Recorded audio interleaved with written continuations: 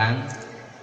Di tempat saya simaan hafalan, wajahnya semakin ganteng, semakin tampan, semakin manis, maco dan sebagainya, sampai panglengan. Bukti Allah, hunna libasul lakum wa antum libasul lahunna.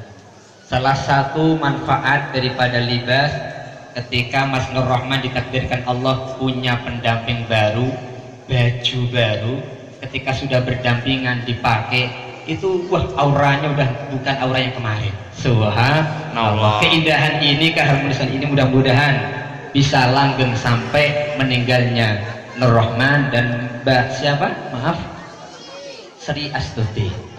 Kita doakan keduanya mudah-mudahan langgeng sakinah mawaddah warahmah. Amin. Amin. Karena sunnah yang disampaikan oleh pengikut Syafi'iyah sehabis akad nikah itu sunnahnya tidak boleh lama-lama. Kalau bisa Mas Nur Rahman langsung cium keningnya dengan doa yang diajarkan Nabi Muhammad SAW, langsung tancap gas di tengah-tengah tamu banyak yang hadir. Loh, bukan saya yang mengatakan, ini para alim ulama, minimal DP. Subhanallah. Maka tidak panjang lebar, ada satu kisah untuk Mas Nur Rahman, satu kisah untuk Mbak Sri Astuti. Satu kisah saja. Rasul Shallallahu Alaihi Wasallam ketika pulang dari perang Tabuk, dalam tengah perjalanan Rasul bertemu dengan salah satu sahabat Nabi Muhammad Shallallahu Alaihi Wasallam yang bernama Sa'ad ibnu Mu'ad. Siapa bapak-bapak, ibu-ibu? Sa'ad bin Mu'ad. Awas, habis kultum ditanya nggak bisa jawab. Mas Nur Rahman yang push up 100 kali. Sa'ad bin Mu'ad adalah salah satu hamba Allah yang pasti masuk surga, karena Rasul berulang kali menyampaikan hal itu. Ketika bertemu dengan Sa'ad bin Mu'ad, Rasul SAW berjabat tangan, dan dirasakan oleh Rasul telapak tangan Sa'ad bin Mu'ad kasar, kapalan banget. Dan dilihat punggung Sa'ad bin Mu'ad semakin lama semakin hitam berkilau. Rasul SAW pun bertanya, wahai sahabatku Sa'ad bin Mu'ad, maaf, apa yang menjadikan tanganmu, telapak tanganmu kasar, kapalan banget wahai Sa'ad bin Mu'ad? Sa'ad bin Mu'ad menjawab, ya Rasul SAW, telapak tanganku kasar, kapalan seperti ini karena setiap hari ya Rasul aku gunakan untuk mencangkul kebun kurma. Kadang aku sebagai kuli, kadang aku sebagai ini dan sebagai itu, pokoknya kerja dan kerja setiap harinya. Untuk apa? Untuk menafkahi istri dan anak-anakku. Sekarang sudah punya istri akhir. Allahu Akbar. Senyumnya saja luar biasa.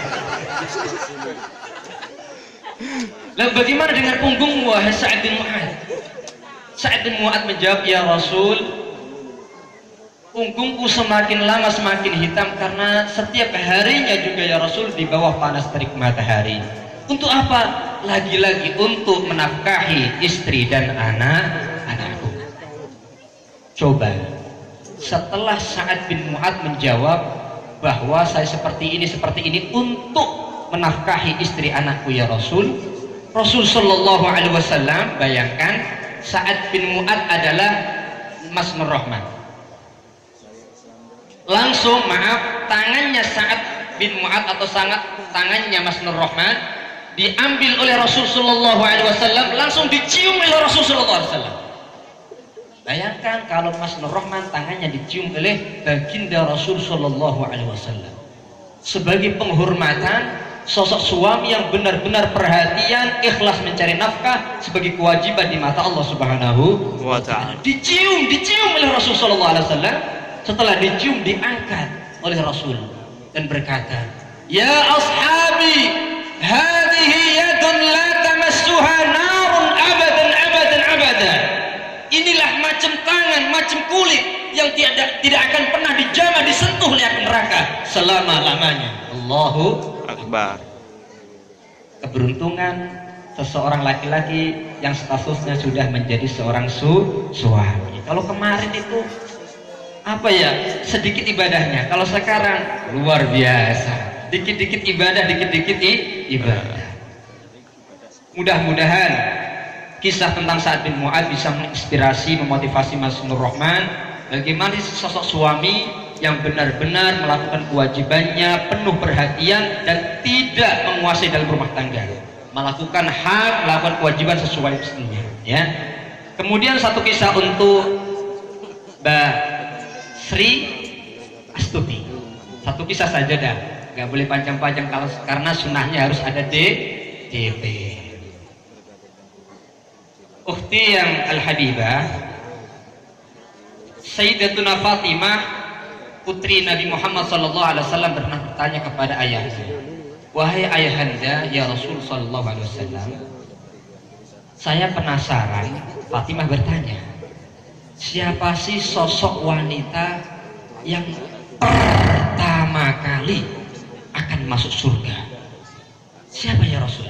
Berharap deg-degan, mesti saya, pokoknya saya anaknya Rasul, ahli ibadah dan lain sebagainya, berharap. Rasul langsung menjawab, dia adalah Muti'ah. Muti'ah? Ya, Muti'ah. Kenapa bukan saya, anak Rasul? Kemudian, Muti'ah itu siapa ya Rasul Sallallahu Alaihi Wasallam? Rasul menjawab, Muti'ah adalah sosok perempuan yang tinggal di sono, di sono, dan di sono. Ngomong-ngomong, alamatnya Mbak Sri Astuti di mana ya? Aslinya? Palembang, katakanlah Palembang, jalan ini dan jalan sono. Langsung esok harinya Fatimah bintu Rasul Sallallahu Alaihi Wasallam izin sama Sayyidina Ali bin Khattab, Sayyidina Ali bin Abi Thalib izin, kemudian mencari tahu tempat di mana Muti'ah. Setelah bertemu dengan rumahnya dan orangnya, singkat cerita, Assalamualaikum, waalaikumsalam, berta'arufan, siapa engkau? Saya adalah putri Rasul Sallallahu Alaihi Wasallam. Diperhatikan, rumahnya sangat sederhana. Setelah berkenalan, ternyata Muti'ah adalah istri dari seorang suami yang hanya kuli di pasaran. Rumahnya sederhana, termasuk fuqara wal masakin, namun dia adalah perempuan yang pertama kali akan masuk surga, lebih dahulu dari Fatimah radhiyallahu anha. Ingin diketahui apa sih kelebihannya, keistimewaannya? Dilihat gak ada yang istimewa. Cakep yang enggak, lebih cantik Mbak Sri Astuti. Subhanallah, senyumnya luar biasa. Kemudian, namun setelah diperhatikan, sekalipun tidak ada yang istimewa kayaknya, ada sesuatu yang unik yang ditemukan oleh Sayyidina Fatimah radhiyallahu anha di dalam rumah, yaitu di pinggir kasurnya dulu itu enggak kasur spring bed, tikar biasa. Ada di tembok tikar ranjangnya Muti'ah, ada 3 benda yang nyentel, yang tergantung. Pertama adalah iler-iler ini loh, kipas yang dari bambu biasa itu kipas. Kemudian yang kedua ada handuk kecil. Kemudian yang ketiga ada cambuk atau jenis sebilah rotan, kayu rotan. Di tempat yang lain tidak pernah aku temukan 3 benda semacam ini. Kemudian Fatimah radhiyallahu anha bertanya, wahai Muti'ah, 3 benda ini apa maksudnya ya? Wahai anak Rasul Sallallahu Alaihi Wasallam, putri Rasul, benda yang pertama kipas, bukan kipas seperti Akhi Nur Rahman dan Mbak Sri Astuti. Ini setiap hari saya gunakan untuk ngipas-ngipasin suami saya, Nur Rahman. Subhanallah. Setiap kali pulang kerja keringetan, saya suruh istirahat, kemudian dikipas-kipasi oleh Mbak Sri Astuti sampai tidur. Allahu Akbar. Dikipas-kipasi sampai leha-leha, Allahu Akbar. Setelah tertidur pulas tanpa sadar, dilap-lapin handuk hangat. Allahu Akbar. Kira-kira seperti ini kayak, bayangin aja dulu, mudah-mudahan bisa. Sehabis itu kemudian dibangunkan, wahai Mas Nur Rahman, wahai suamiku, kata Muti'ah, air hangat sudah tersedia untuk mandi. Subhanallah. Silahkan mandi. Setelah mandi, habis dikupas-kupasin, leha-leha, kemudian dihanduin, kemudian mandi anget. Kalau perlu mandiin. Subhanallah. Boleh nggak Ustaz? Boleh nggak Ustaz? Oh boleh. Boleh. Allah Akbar. Amal soleh, ibadah. Kemudian setelah itu, wahai suamiku tercinta Mas Nur Rahman, suamiku, silahkan hidangan jasmani sudah tersedia. Setelah hidangan jasmani, silahkan hidangan rohani di atas ranjang. Setelah Mutiah ini melayani suaminya, maaf nanti Mbak Sri Asti melayani suaminya Mas Nur Rahman ini di atas ranjang. Setelah itu semuanya, setelah dilayani 100% pokoknya komplot pokoknya. Kemudian ditanya, wahai suamiku tercinta Mas Nur Rahman, apa yang kurang dari saya hari ini? Dari pelayanan semuanya, jasmani, rohani dan sebagainya, apakah ada yang kurang untuk hari ini? Kemudian suami Mutiah saat itu selalu menjawab, wahai dek, sayang, tidak ada. Jika ada, wahai suami, jujur saja, jika ada, pakailah cambuk ini, pakailah tongkat rotan ini untuk memukulku setiap harinya. Subhanallah. Kira-kira bisa seperti itu. Subhanallah. Ya Allah, mudah-mudahan Sri Astuti ini saudari kita bisa seperti sosok Mutiah, calon ahli surga. Allahu Akbar. Akhillah dan ukhti al-habibah, kisah tentang Mutiah kepada suaminya ini bukan bentuk perbudakan seorang suami kepada istri, bukan. Namun ketulusan, keikhlasan, niat tulus sosok istri yang solehah yang ingin meraih menggapai surga dan ridha Allah yang ada di telapak kaki suaminya. Bukan sekali-kali bukan perbudakan suami kepada istrinya. Ya mudah-mudahan Mbak Sri Astuti bisa seperti itu. Amin. Ma'asyiral muslimin rahimakumullah. Tentu harapan kita, harapan Mas Nur Rahman, rumah tangga yang semacam itu yang mengantarkan surga dan ridha Allah Subhanahu wa taala. Namun tidak lepas, ketahui Mas Nur Rahman, dalam rumah tangga pasti pasti ada aja masalah.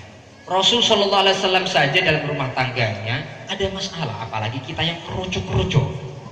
Hanya saja bagaimana menyikapi masalah itu, menyelesaikan masalah itu harus disesuaikan jejak Rasul sallallahu alaihi wasallam dan para sahabat yang mulia. Di antaranya, akhirnya perlu singkat saja karena sunnahnya harus ada DP. Yang pertama, Allah Subhanahu wa taala pernah berfirman dalam hadis qudsi yang artinya, aku menjamin kebutuhan 3 macam hamba. Kalau ada masalah pasti segera terselesaikan. Kalau butuh duit pasti segera dikasih duit oleh Allah. Amin ya rabbal alamin dan sebagainya. Macam yang pertama, urutan pertama dalam hadis riwayat Ahmad ini adalah an-nakih fi sabilillah, kemudian yang kedua adalah al-mujahid fi sabilillah, yang ketiga adalah al-mukatab fi sabilillah. Yang pertama an-nakih fi sabilillah, orang yang menikah, baik Mas Nur Rahman maupun Mbak Sri Astuti, yang nikahnya ini benar-benar karena Allah Subhanahu wa taala. Secara lahiriah contohnya, ya Allah, kemarin-kemarin saya kalau ada betis cabai-cabian masih bisa melototin, ya Allah. Saya ingin berhenti dari hal seperti itu.